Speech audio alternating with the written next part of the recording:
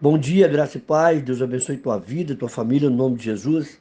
Nessa manhã eu quero compartilhar com os irmãos a palavra de Deus que está no livro de Esther, capítulo 2, verso 3, que diz assim: Ponha o rei comissários em todas as províncias do reino, que reúnam todas as moças virgens de boa aparência e formosura, na cidadela de Suzã, na casa das mulheres, sob as vistas de Regai, o eunuco do rei, guarda das mulheres, e deem-se-lhe os seus ungüentos.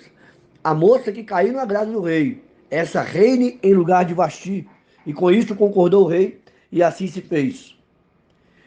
Se nós lembrarmos do devocional anterior, nós vimos que Vasti, a rainha, perdeu seu posto por conta de desobediência. E esse agora era o momento em que os comissários do rei estavam à procura de uma nova rainha. E ali eles passam por toda a província à procura de mulheres virgens de boa aparência e formosura. Verso 8 diz assim: Em se divulgando, pois, o mandato do rei e sua lei, ao serem ajuntado moças da cidadela de Suzã, sob as vistas de Regai, levaram também Esther à casa do rei, sob os cuidados de Regai, guarda das mulheres. Então Esther, que se chamava Radassa, ela era filho de judeus e ela era criada por um tio de nome Mordecai, porque os seus pais haviam falecido. E quando Mordecai fica sabendo que o rei Assuero estava procurando entre as moças da província uma bela, formosa, que pudesse ocupar o lugar da rainha Vasti, ele incentiva a Esther a participar desse concurso de beleza. E no verso 9 diz assim: A moça lhe pareceu formosa e alcançou favor perante ele, pelo que se apressou em dar-lhe os ungüentos e os devidos alimentos, como também 7 jovens escolhidos da casa do rei. E a fez passar com as suas jovens para os melhores aposentos na casa das mulheres. Só havia um probleminha. Ela era estrangeira. Mas o tio dela, Mordecai, falou: Olha, você vai participar, mas você não vai falar nada da sua origem até a hora certa. Irmãos, nós temos que nos dar a oportunidade de entrar em lugares que são improváveis. Essa mulher, ela era estrangeira, essa moça era estrangeira, e talvez ela mesma pudesse se limitar para, cara, eu não vou. Eu não sou como as outras moças. Talvez, e mulher tem muito disso, né? Eu não sou bonita, meu cabelo não é bonito, eu não sou tão bonita assim, mas não, cara. Ela se permitiu estar num lugar em que o não ela já tinha. Então não precisava ficar justificando, cara, era só participar. Se não desse certo, volta para casa e vida que segue.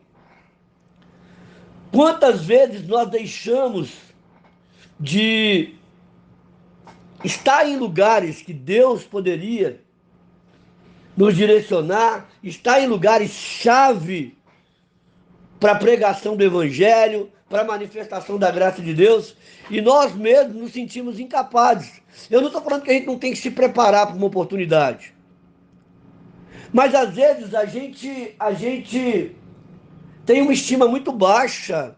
Às vezes a gente acha que todo mundo é melhor do que nós, que todo mundo é mais capacitado do que nós.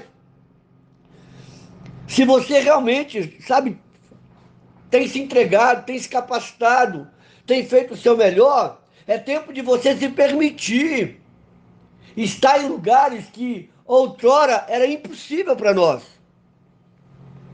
Essa moça, ela se permitiu passar por um processo que ela poderia ser reprovada. Para te falar a verdade, o normal era ela ser reprovada. E quantas vezes nós perdemos oportunidades, nós perdemos relacionamento, nós perdemos um tempo de portas abertas, porque nós não confiamos que Deus pode nos colocar naquele lugar. Por conta de decepções anteriores, por conta de alguns fracassos, a gente nem se habilita mais para viver o novo. Eu acho muito interessante que ela poderia falar não, mas ela se permite passar por isso. Ela se permite estar no lugar certo.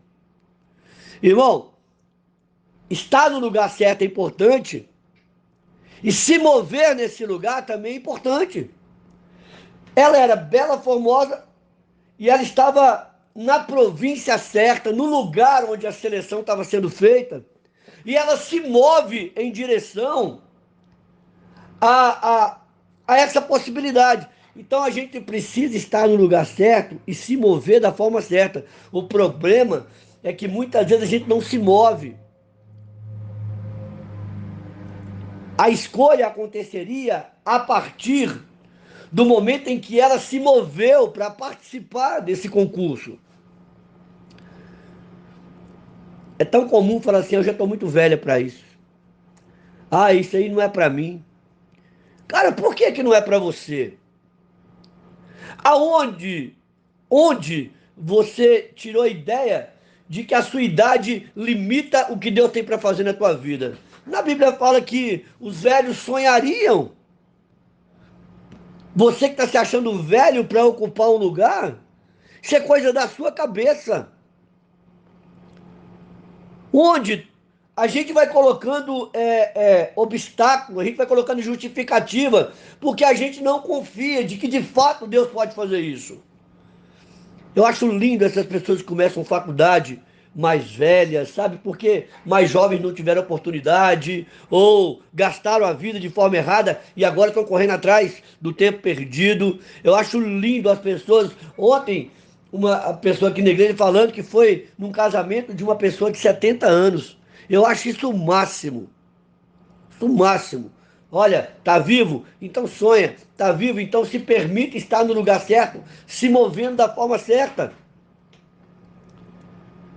E no verso 15 diz assim: Esther, filha de Abiail, tio de Mordecai,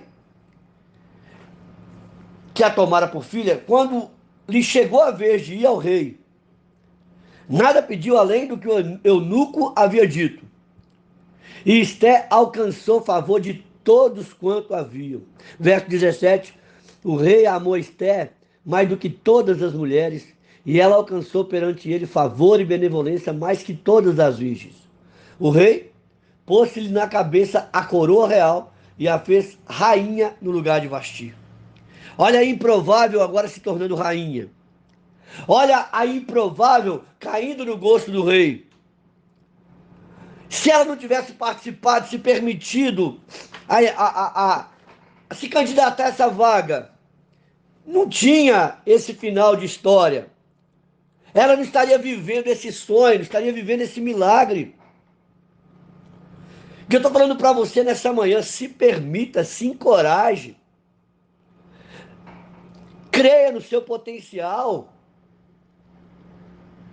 Todas as mulheres eram lindas, mas havia um propósito na vida de Esther.